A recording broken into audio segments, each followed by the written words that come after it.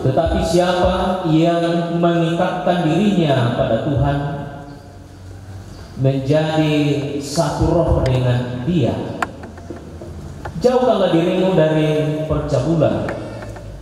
Setiap dosa lain yang dilakukan manusia terjadi di luar dirinya, tetapi orang yang melakukan percabulan berdosa terhadap dirinya sendiri. Amin. 39 ayat 1 sampai ayatnya yang ke-6. Mazmur 139 ayat 1 sampai ayatnya yang ke-6 kita akan baca secara berbalasan.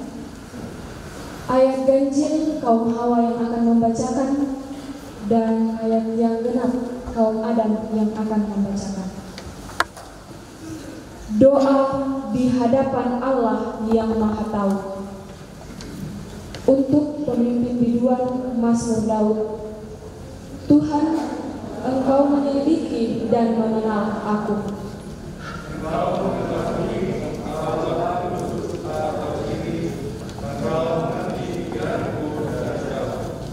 Engkau memeriksa aku kalau aku berjalan dan berbaring. Segala jalanku kau maklumi. Sebab sebelum lidahku mengeluarkan perkataan, sesungguhnya semuanya telah kau ketahui, ya Tuhan. Dari belakang dan dari depan Engkau mengatur aku, dan Engkau menaruh tanganmu ke atasku. Terlalu ajaib bagiku pengetahuan itu, terlalu tinggi, tidak sanggup aku mencapainya. Amin.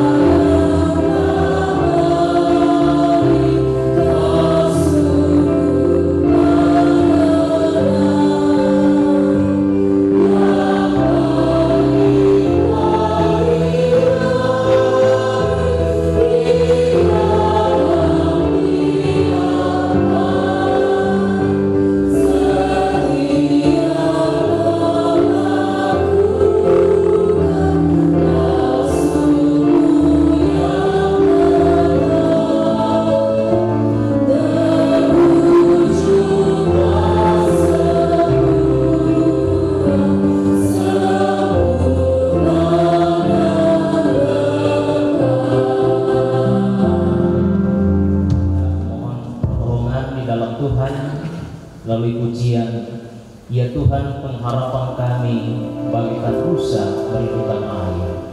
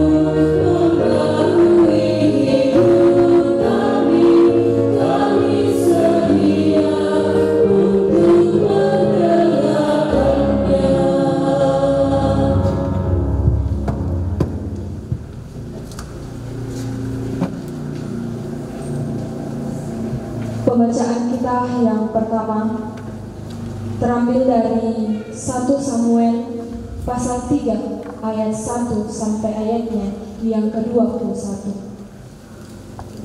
Firman Tuhan, Samuel terpanggil. Samuel yang muda itu menjadi pelayan Tuhan di bawah pengawasan Eli. Pada masa itu firman Tuhan jarang, penglihatan pun tidak sering. Pada suatu hari Eli yang matanya mulai kabur dan tidak dapat melihat dengan baik sedang berbaring di tempat tidurnya. Lampu rumah Allah belum lagi padam. Samuel telah tidur di dalam bait suci Tuhan, tempat tabut Allah. Lalu Tuhan memanggil, Samuel, Samuel, dan ia menjawab, "Iya Bapa." Lalu berlarilah ia kepada Eli serta katanya, "Iya Bapa, bukankah Bapa memanggil aku?" Tetapi Eli berkata, "Aku tidak memanggil, tidurlah kembali." Lalu pergilah ia tidur.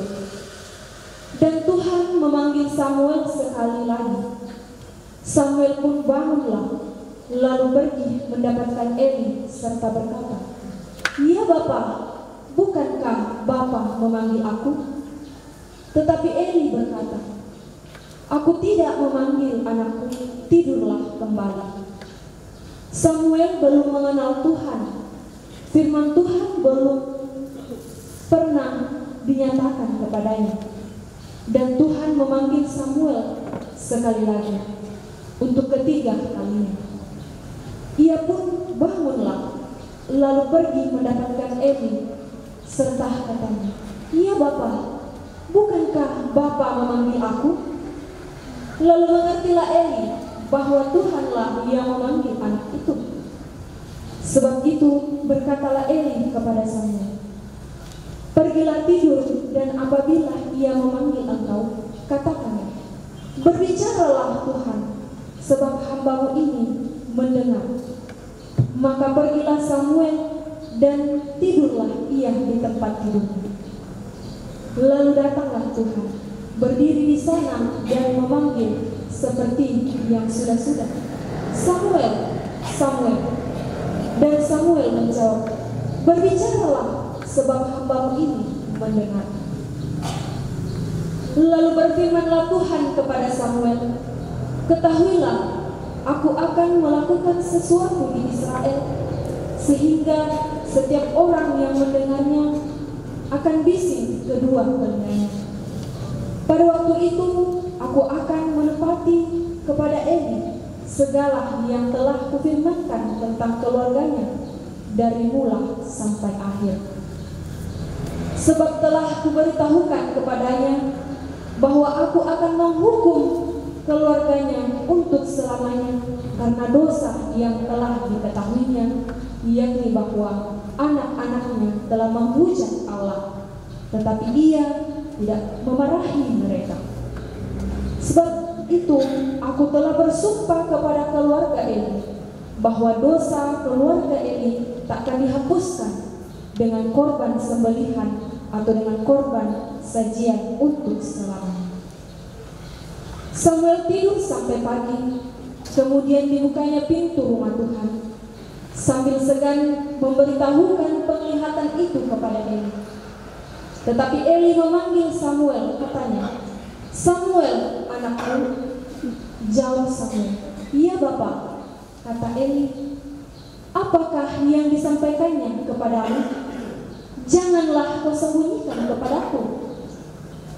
Kiranya beginilah Allah menghukum engkau, bahkan lebih lagi daripada itu, jika engkau menyembunyikan sepatah kata pun kepadaku dari apa yang disampaikan kepadamu." Lalu Samuel memberitahukan semuanya itu kepadanya dengan tidak menyembunyikan sesuatu pun. Kemudian Eli berkata, "Dia Tuhan, biarlah diperbuatnya apa yang dipandangnya baik." Dan Samuel makin besar, dan Tuhan menyertai dia, dan tidak ada satu pun dari firman-Nya itu yang dibiarkannya gugur. Maka tahulah seluruh Israel dan dari Sam sampai Berseba bahwa kepada Samuel telah dipercayakan jabatan Nabi Tuhan. Dan Tuhan selanjutnya menampakkan diri di Silo, sebab Ia menyatakan diri di Silo kepada Samuel dengan perantaraan firman-Nya. Pembacaan yang kedua dari Pertama Korintus pasalnya yang ke-6 ayat 12 sampai ayatnya yang ke-20. Pertama Korintus pasal 6 ayat 12 sampai 20. Firman Tuhan, nasihat terhadap percabulan. Segala sesuatu halal bagiku, tetapi bukan semuanya berguna. Segala sesuatu halal bagiku, tetapi aku tidak membiarkan diriku diperhamba oleh suatu apapun. Makanan adalah untuk perut, dan perut untuk makanan, tetapi kedua-duanya akan dibinasakan Allah. Tetapi tubuh bukanlah untuk percabulan, melainkan untuk Tuhan, dan Tuhan untuk tubuh. Allah yang membangkitkan Tuhan akan membangkitkan kita juga oleh kuasa-Nya. Tidak tahukah kamu bahwa tubuhmu adalah anggota Kristus? Akan kuambilkah anggota Kristus untuk menyerahkannya kepada percabulan? Sekali-kali tidak. Atau tidak tahukah kamu bahwa siapa yang mengikatkan dirinya pada perempuan cabul menjadi satu tubuh dengan dia? Sebab demikianlah kata Nas, keduanya akan menjadi satu daging. Tetapi siapa yang mengikatkan dirinya pada Tuhan menjadi satu roh dengan dia. Jauhkanlah dirimu dari percabulan. Setiap dosa lain yang dilakukan manusia terjadi di luar dirinya. Tetapi orang yang melakukan percabulan berdosa terhadap dirinya sendiri. Atau tidak tahukah kamu bahwa tubuhmu adalah bait Roh Kudus yang diam di dalam kamu, Roh Kudus yang kamu peroleh dari Allah, dan bahwa kamu bukan milikmu sendiri, sebab kamu telah dibeli dan harganya telah lunas dibayar. Karena itu muliakanlah Allah dengan tubuhmu. Amin.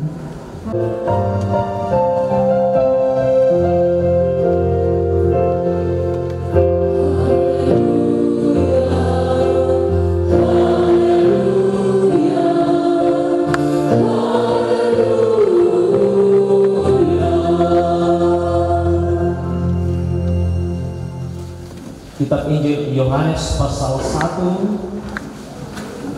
ayat 43 sampai ayatnya yang ke-51.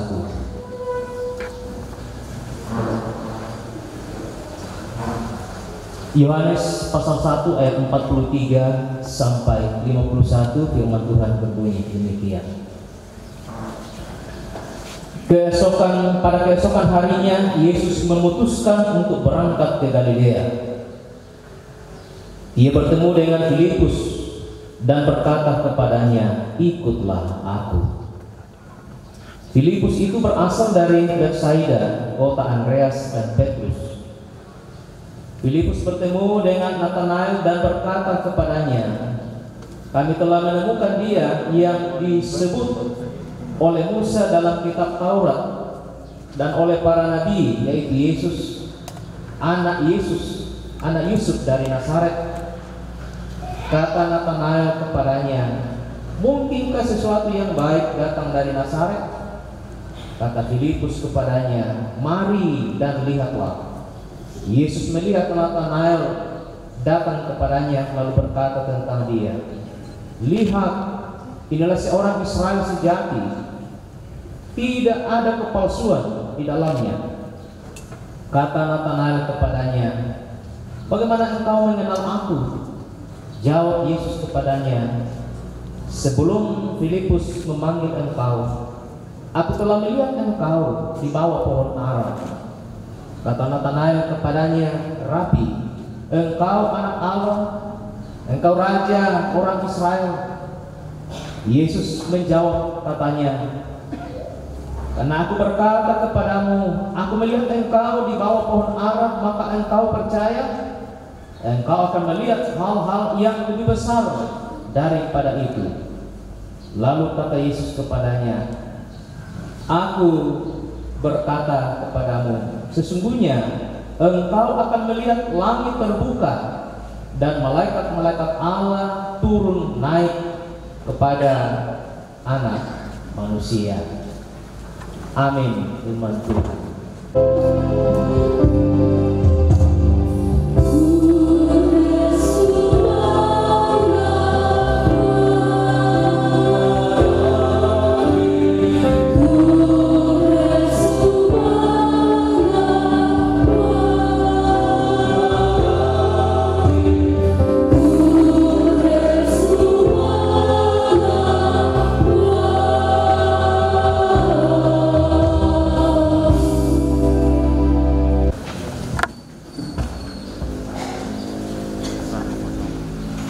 Shalom, selamat hari Minggu, selamat pagi bagi kita semua. Ada sebuah sukacita yang luar biasa yang boleh kita alami pada hari ini dalam persekutuan kita, dalam perjalanan pelayanan jemaat, bahwa pada hari ini Penatua Diaken akan menyatakan janji pengakuan mereka, percaya mereka di hadapan Tuhan untuk mengangkat pelayanan dalam satu periode 3 tahun yang akan datang.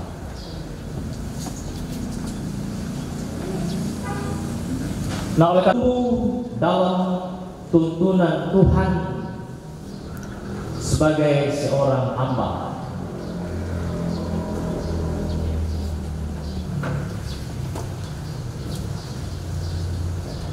lobok lan pantaranana puang susinisa tahunana atau susinisa tahunna.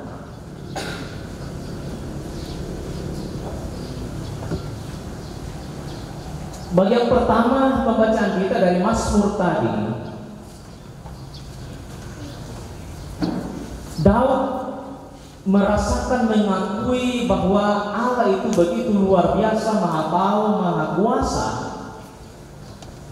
sehingga dia tiba pada suatu pengakuan bahwa sungguh dia tidak mampu untuk berkata-kata, untuk merenungkan dan untuk menjelaskan tentang segala kebaikan dan karya Tuhan itu secara berproses dalam dirinya sebagai hamba Tuhan. Kemudian dia dipilih, kemudian dia diurapi oleh Samuel, kemudian sesudah itu dia mendapatkan tantangan, hambatan. Itu tentu tidak luput dari berbagai tantangan. Nah, oleh karena itu dia menaikkan mazmurnya, pujiannya, bahwa begitu besar dan sungguh dahsyat Allah itu. Nah, jadi apa yang dia alami itu berproses atau bertumbuh.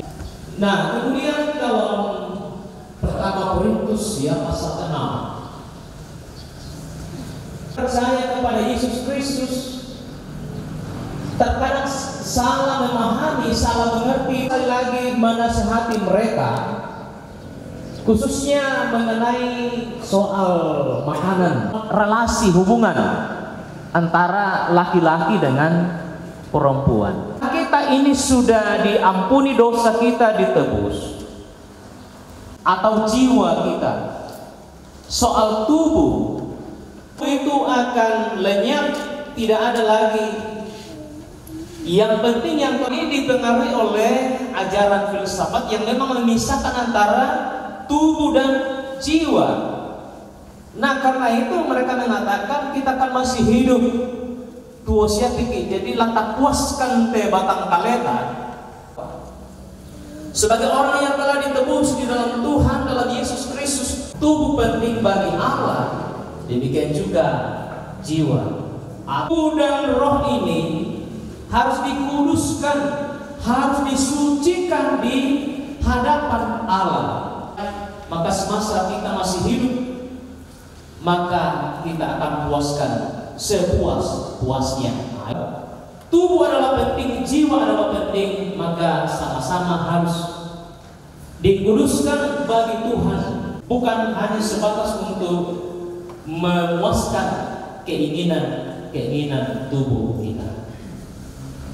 Dalam kitab Injil Yohanes pasal 1, bahwa sebenarnya ketika dia dipanggil oleh Yesus, dia tidak sadar bahwa saya telah dikenal.